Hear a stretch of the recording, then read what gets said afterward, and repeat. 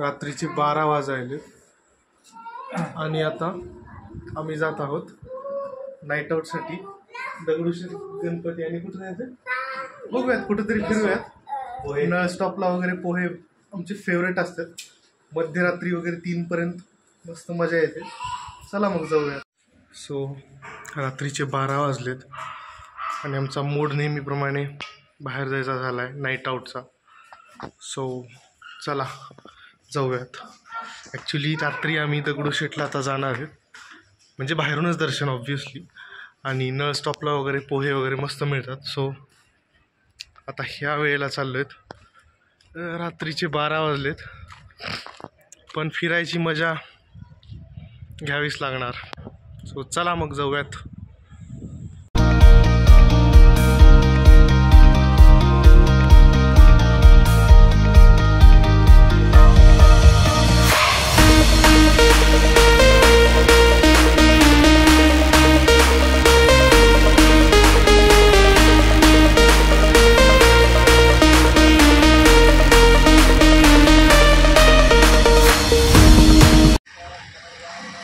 रात्रीचे 12 वाजले पण अजून पण CNGला लाईन आहे. सो आम्ही थांबलो आहेत CNGसाठी.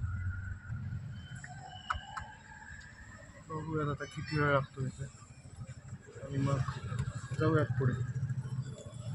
चल.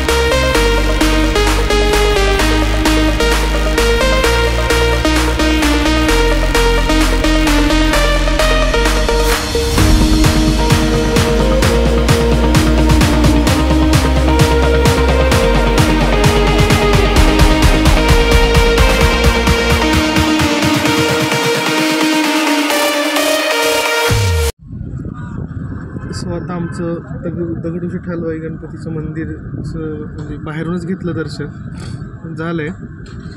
आता आम्ही जात आहोत काहीतरी खायला. 12:30-1ची वेळ आहे. तुला खायचं आहे ना सामान्य? काय? पोहे आणि वडापाव. 4 वर्षाचा मुलगा आहे. रात्री 12:30-1 वाजता ह्याला पोहे आणि वडापाव खायचा.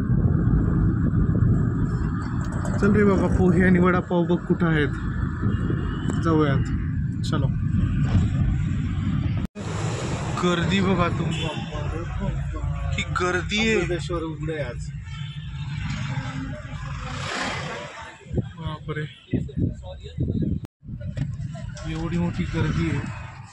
आणि गर्दी फक्त खायला येणाऱ्या लोकांसाठी अवघड आहे. आणि ते पण रात्री 1 वाजता. काय चाललं? चल बघूयात आता. चला.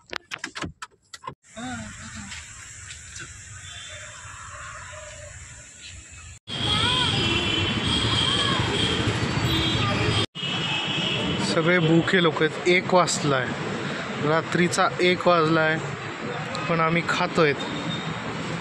हां खाऊ चल. सो आता आमचा नाश्ता झालेला आहे.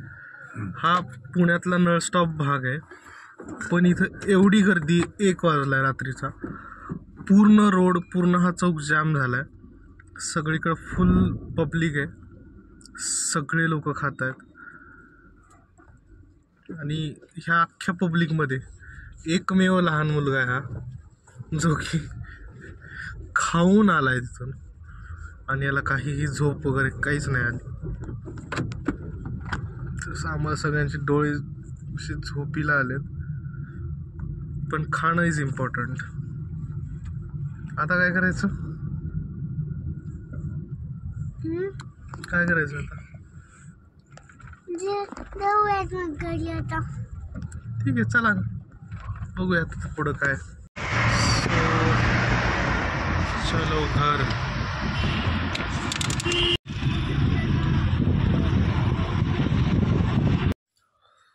सो फायनली आम्ही घरी आलेलो आहोत. आमचा नाईट आऊट संपलाय.